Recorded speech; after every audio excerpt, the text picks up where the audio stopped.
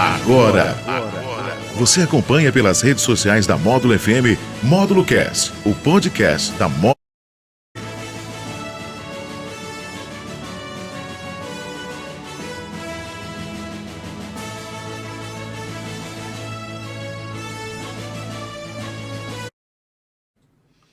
Olá para você que acompanha as redes sociais da Módulo FM, sejam bem-vindos a mais uma conversa, um bate-papo, um Módulo Cast aqui, com o infectologista Leandro César. Leandro, tudo bem? Seja bem-vindo. Como é que você tem passado? Tá tudo bem, graças a Deus, estamos aí na luta sempre, né? Dia de quinta-feira para você é mais tenso, é mais intenso, você trabalha bastante. Aliás, você sempre trabalha muito, né, Leandro? Quinta-feira é um dia muito gostoso para mim, que é o dia que eu atendo psicanálise no consultório.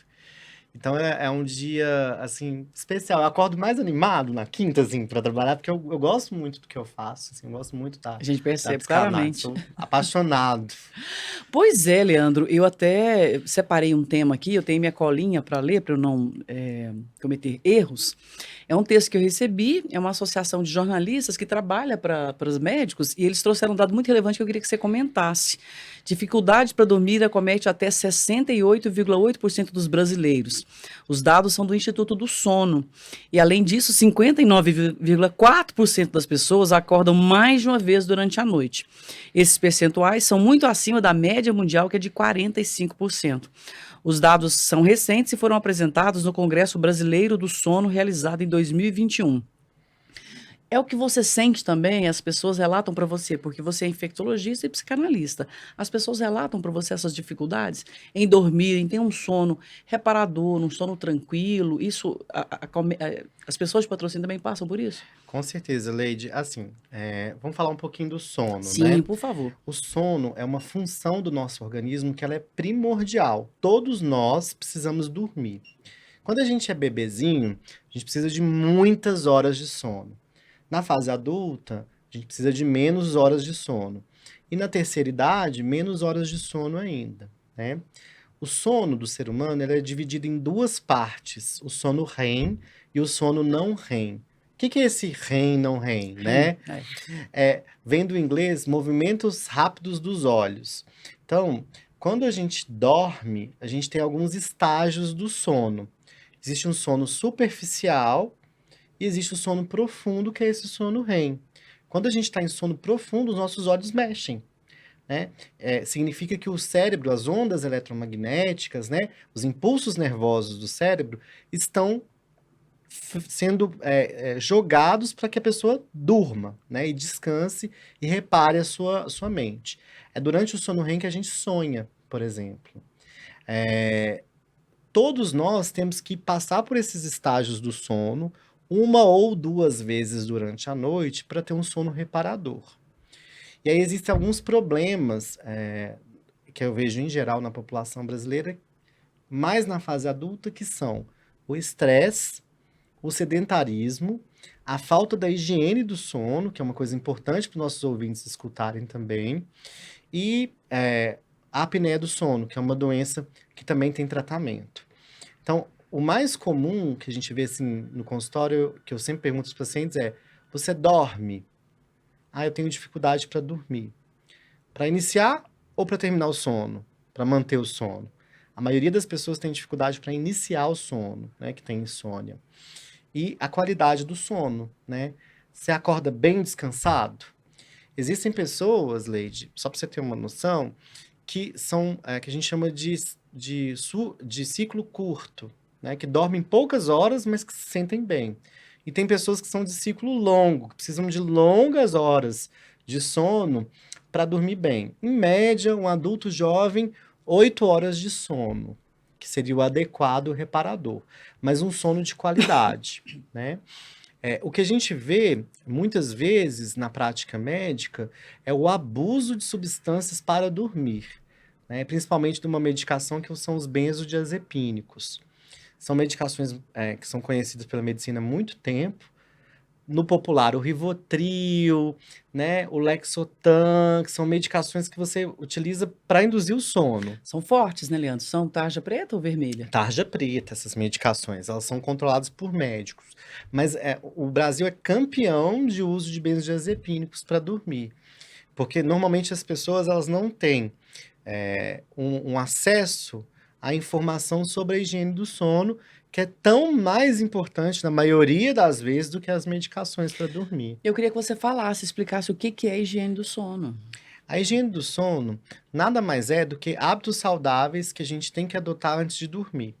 Então, por exemplo, se você está dormindo tarde, tendo dificuldade para iniciar o seu sono, você deve evitar café, refrigerante de cola, né? Coca-Cola, Pepsi, né? Esses refrigerantes à base de cola, chamate, tudo que tem cafeína você deve evitar pelo menos 6 horas antes de você dormir. Então, é ideal que o último cafezinho, né, seja por volta de 5, 6 horas da tarde, não mais que isso, para uma noite boa de sono. Os energéticos também devem ser evitados, né? As bebidas à base de taurina, né, que tem muita cafeína também. Então, a alimentação conta muito. A alimentação à noite, ela deve ser leve. A gente deve evitar consumir alimentos pesados antes de dormir, porque isso impacta na qualidade do sono. As pessoas têm que ir para a cama com sono. Então, não adianta você ir para a cama para pensar na vida, que normalmente Isso afasta o sono. E assim, a cama é o lugar que você tem que ir para dormir. Então, o brasileiro tem muito hábito de dormir assistindo televisão também, de ter televisão no quarto. Isso atrapalha muito a qualidade do sono. A luz da TV, e essas TVs estão cada vez mais potentes, isso que atrapalha? Ou é o próprio A luz, áudio? o áudio, você precisa de um ambiente para repousar mesmo. Então, a higiene do sono é esse conjunto de estratégias que a gente tem que ter para ter uma boa qualidade de sono. Então, não dormir de TV ligada, não ingerir medicações ou alimentos estimulantes antes de dormir. A atividade física, você tem que dar um espaço de 2 horas antes da atividade física para depois poder deitar. Então, não adianta você chegar malhar às 10 da noite e achar que 11 horas você vai estar dormindo. Você vai estar acelerada. Exatamente, né? Você vai estar com adrenalina no corpo. Então, existem muitos sites que os ouvintes podem acessar e pesquisar no Google, né, sobre a higiene do sono, que é um passo fundamental para que todo mundo tenha uma noite reparadora de sono. E o uso do celular? Porque hoje é muito natural. As pessoas colocam o celular para carregar ali no criado ao lado da cama ou então em outro objeto que a pessoa tem à disposição ali no quarto. E às vezes dormem com o celular na mão, né, digitando. Isso não é incomum. A tela do celular, como a tela da televisão, além do barulho, da luminosidade, ela também é uma atividade que exige concentração. Então, o cérebro não vai apagar. Ah, tá. Então, ver um filme muito interessante, mexer no WhatsApp, mexer no YouTube antes de dormir é um veneno para o seu sono, porque o seu cérebro não vai querer desligar daquela atividade. O ideal é que antes de dormir você faça coisas que relaxem. Então, um chazinho de camomila, um leite morno, uma leitura Isso fora que eu ia da te perguntar. cama. A leitura... Ah, tá. Não é ler deitado, não. Fora da cama. Ah, tá. Numa cadeira, Numa cadeira, numa numa mesa, poltrona. numa poltrona. Veio o sono, vai para a cama e dorme. Não veio o sono, não vá para a cama. Porque o nosso cérebro, a gente tem que aprender a ter esse hábito de dormir, né? Ah, nossa. De deitar para dormir. Sim, sim. E essa questão da pessoa com o tempo, eu ouço muitos idosos, né, amigos meus que já têm uma certa idade, pessoas da minha família, falarem assim: ah, eu tô dormindo cada vez menos, eu durmo de 3 a 4 horas na noite. E a grande Isso é questão natural? é se esse sono é reparador. Porque o idoso, e hoje a gente tem pessoas da terceira idade de todo tipo, né? Super atletas e pessoas super restritas. Normalmente o idoso, ele tem, em termos gerais, né, por volta dos 80 anos, 75 anos, cochilos durante o dia. Então, a pessoa que cochila 3, 4 horas durante o dia, à noite ela não vai conseguir dormir 8 horas, né? O tempo de sono do idoso é menor, a necessidade de sono é menor. Então, normalmente os idosos têm o que a gente chama de insônia terminal. Eles dormem mais tarde, a maioria por volta das 22, 23 horas, e acordam com as galinhas, né? Às 4 da manhã. Clareou. Clareou, começa. tá fazendo café. Mas você pergunta para a maioria se dormiu bem, se está descansado, a maioria fala que sim. Porque a necessidade metabólica do idoso é menor. Já as crianças, por exemplo, elas dormem, às vezes, um recém-nascido dorme às vezes 20 horas por dia, né? Um bebezinho que acabou de nascer. Porque a necessidade de sono dele é maior. Então, é fisiológico, é natural que o idoso durma menos. E a grande questão é, esse sono é reparador, a pessoa se sente cansada durante o dia, né? Então, se ela consegue fazer essa sua atividade de maneira normal, com menos horas de sono, tudo bem, né? E se existe muito cochilo, né, durante o dia. E o cochilo, assim, de uma meia horinha, né? Faz muito Ao- bem. Não, mas eu digo assim, se forem vários, Vários como você cochilinhos de diz. meia horinha, no final dá várias horinhas, né? E existe uma coisa cultural. Por exemplo, na Espanha tem a siesta, né? Depois do almoço as pessoas têm o hábito de deitar e dormir um pouquinho, né? A gente perdeu esse hábito aqui no Brasil, nessa correria que a gente tem, né? No nosso dia a dia. Mas tem pessoas que depois que almoçam gostam de dar uma dormidinha. Essa dormidinha também, ela entra na conta, né? Tem gente que sonha durante esse descanso 15 minutinhos já diurno. sonha, né? Já entra em sono REM, né? Que é esse sono que a gente fala de movimento rápido dos olhos, né? Que é o momento que a pessoa de fato descansa. Leandro, você mencionou agora há pouco a questão do uso de medicamentos. Você é favorável? Porque tem casos que a pessoa não consegue dormir de jeito nenhum. Eu tenho um caso que eu conheço que a pessoa não dorme se não for a poder de remédios. Então, a grande questão é realmente um problema de ordem orgânica? Porque, assim, existem muitas pessoas que criam uma dependência nessas medicações para dormir. Então, só conseguem dormir com a medicação. Quando o paciente é avaliado por um neurologista, um especialista no sono, ele indica a medicação porque realmente a higiene do sono falhou, as medidas de comportamento falharam. O que eu vejo hoje no dia a dia é que é o contrário. Primeiro as pessoas começam o remédio para depois mudar o hábito, né? Então, a medicação ela entra quando? Quando a pessoa já mudou os hábitos, já fez a higiene do sono e isso não funcionou. E também a medicação depende muito, Leide, de qual tipo de insônia que a pessoa tem. Se é uma insônia para começar o sono, se é para manter o sono, ou se é uma insônia terminal, né? Acordar muito cedo e não conseguir dormir. Então, antes de indicar a medicação, é sempre importante conversar com o médico, né? Ou conversar com um psicólogo especialista nessa área de sono para fazer uma adequada higiene do sono. Uma vez que isso não funciona, as medicações elas podem ser utilizadas normalmente em pouco tempo. E o que a gente vê é que as pessoas usam medicação há anos, 4, 5, 6, 10 anos tomando remédio para dormir. Aí não consegue dormir mais, né? Assim, é difícil, né? E vira uma dependência mesmo da medicação. Então, assim, os benzodiazepínicos, que são essas medicações para dormir, elas geram dependência e tolerância. Então, às vezes, o paciente precisa de doses maiores para conseguir dormir. Então, é um trabalho, assim, de formiguinha. Então, às vezes, a gente reveza a medicação com o paciente. Isso tem que ser muito bem avaliado e não pode ser banalizado. Então, primeiro, a gente muda o hábito. Uma vez que não resolveu a mudança do hábito, a gente passa para o uso das medicações. Um exame que a gente pode utilizar para ver a qualidade do sono chama polissonografia. Então, é um exame que o paciente ou dorme na clínica ou leva um aparelho para casa, que o médico vê como é que está a atividade durante a atividade cerebral do paciente durante o sono e como é que está a respiração dele durante o sono.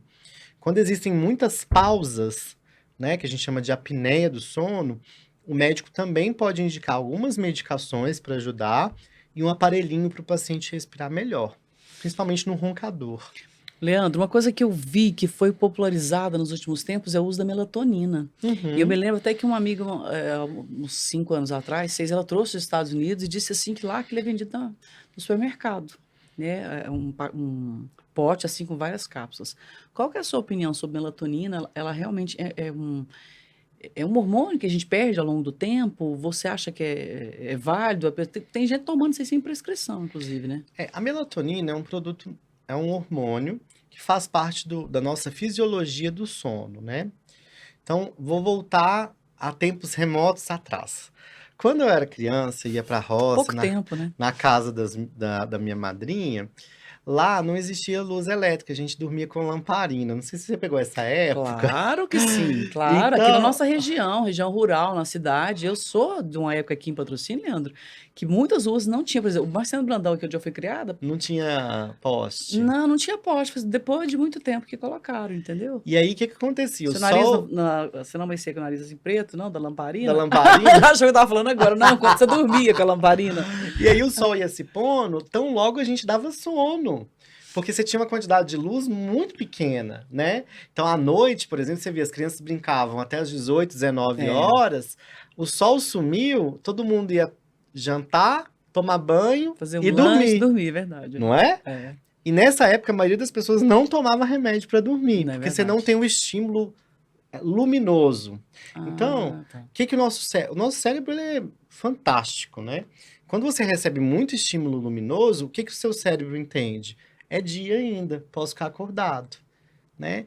E aí, o que a gente perde? A produção da melatonina, porque o cérebro entende que tá de dia, eu não vou produzir melatonina para essa Porque pessoa não não tem dormir. necessidade. É. Então, em alguns casos, a gente repõe a melatonina. Eu tenho muito medo da modinha da coisa. Das pessoas trocarem a higiene do sono, que é muito mais difícil, por um conta-gotas de melatonina, né? Porque o que é mais difícil? Mudar um hábito ou tomar um remédio? É, mudar o hábito, né? Mudar o hábito. Não deveria ser, mas é mais Mas aí difícil, a gente né? faz o caminho inverso. Então, assim, respondendo. A melatonina é uma medicação importante.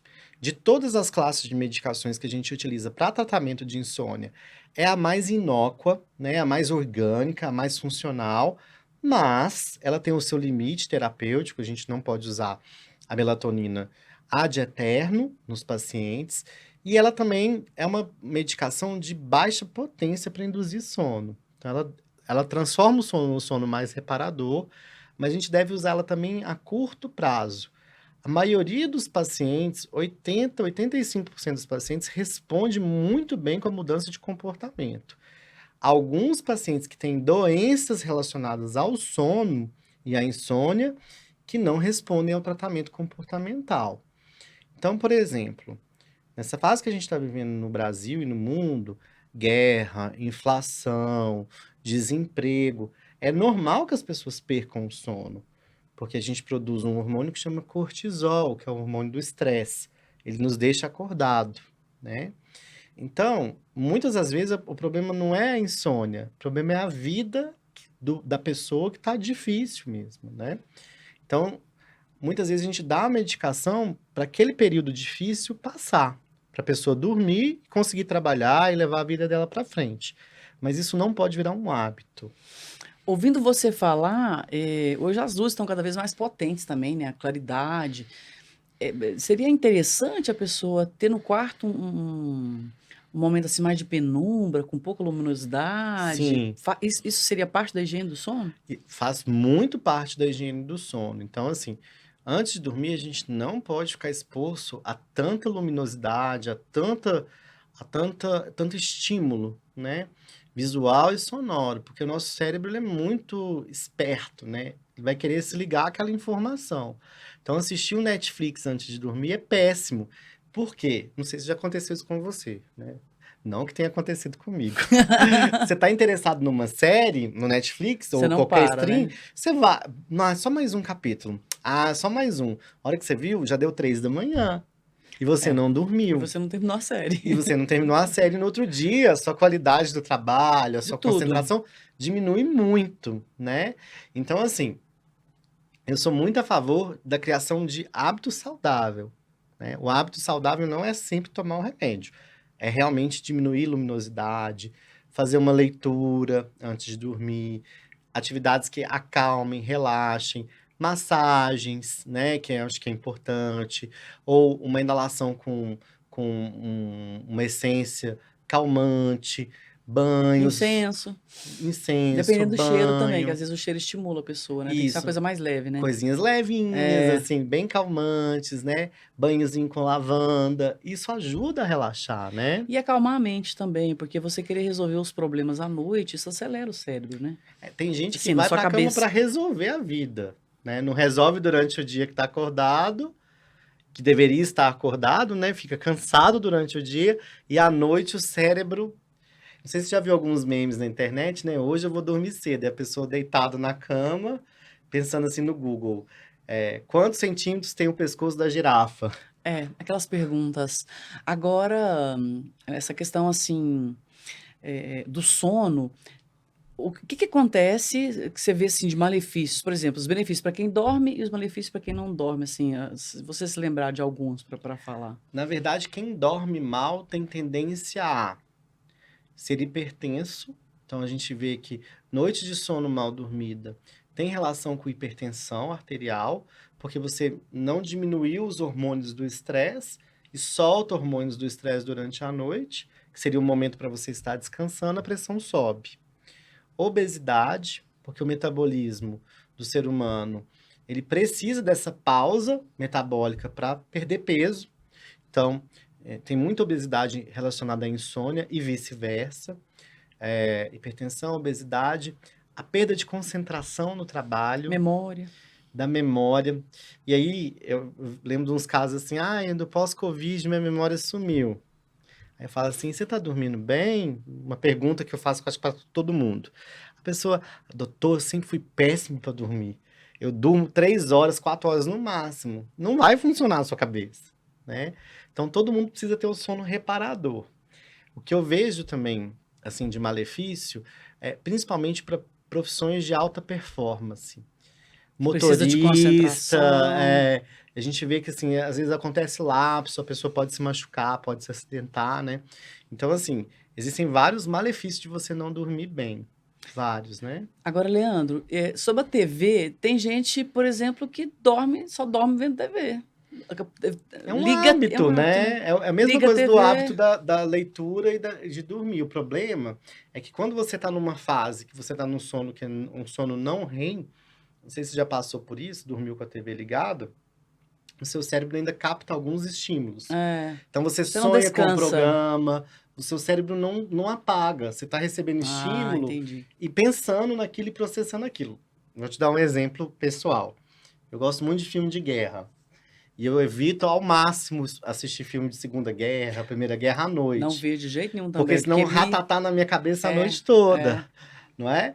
E aí, assim, você pode reparar, assiste um filme, assim, de luta, de ação, e vai dormir assistindo um filme desse um dia, assim. Você vai ver que o seu sono vai ser... Já tentei, não consigo. Eu sonho com o filme. Exato. Depois eu fico pensando aquilo o tempo todo. Porque faz parte desse componente não REM do sono, né? Entendi. Dessa fase não REM. Então, você consegue captar ainda alguns estímulos que estão no exterior.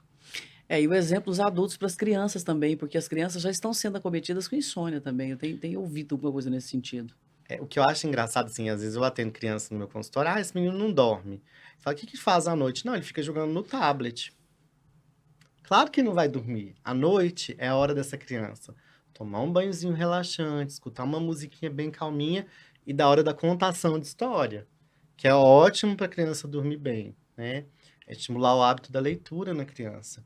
Não o dedinho durante a noite, porque senão a criança não vai descansar e ela vai mal na escola, vai ter não problema... cresce direito, não desenvolve fisicamente também, né? E vai mal na escola, né? Vai ter problema cognitivo, problema de comportamento, porque durante a aula vai querer dormir, né? Não vai prestar atenção. Exato. Leandro, eu queria agora mudar de assunto com você, aproveitando a sua presença aqui no Módulo Cast, a questão da dengue. Em que pé que estamos hoje? Que a gente passou um momento tenso há um tempo atrás, mas isso já foi debelado, já está melhor agora? Assim, com a chegada do frio, Leide, e a gente está entrando no período seco, a gente tem uma quantidade de mosquitos muito menor, né?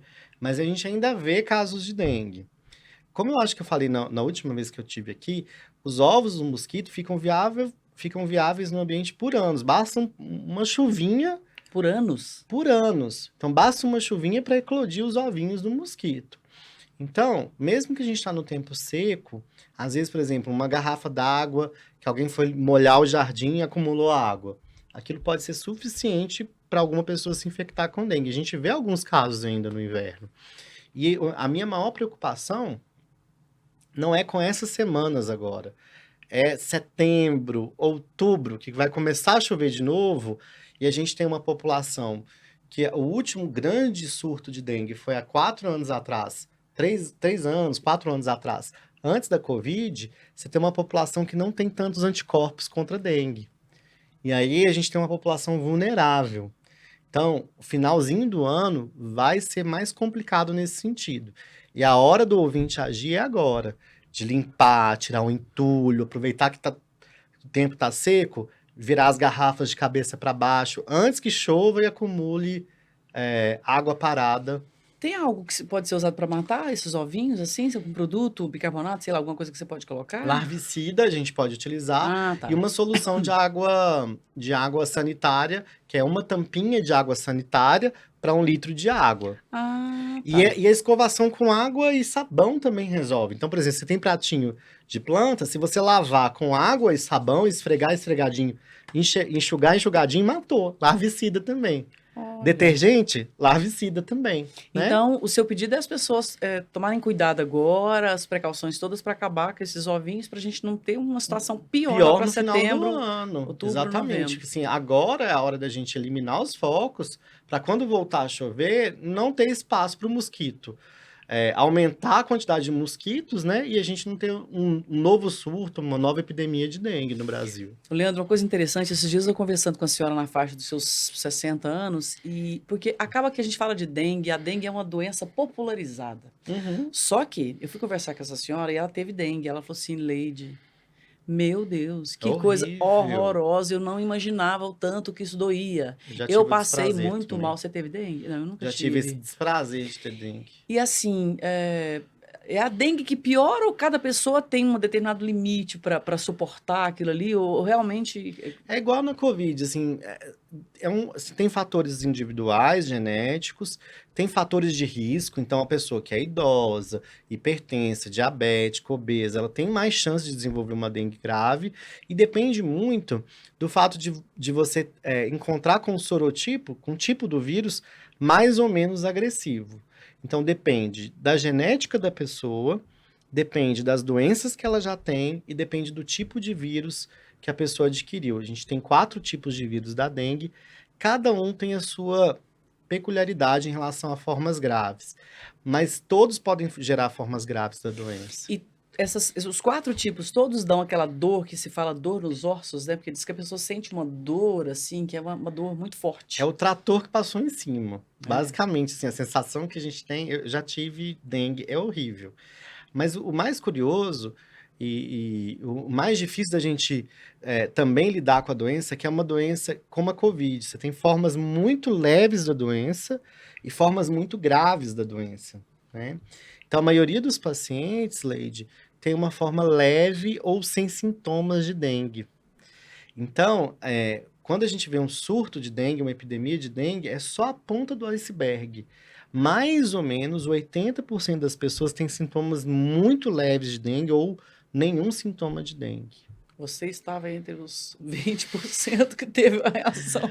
Mais grave, mas a gente vê assim que é a ponta do iceberg. Quando você tem um surto de dengue, atrás daqueles que procuram atendimento, com febre, mal-estar, dor no corpo, mancha no corpo, dor atrás dos olhos, tem um monte de gente que está contaminada e não sabe que está contaminada. Ah, entendi. Porque tá sintomas muito leves de dengue, Entendi.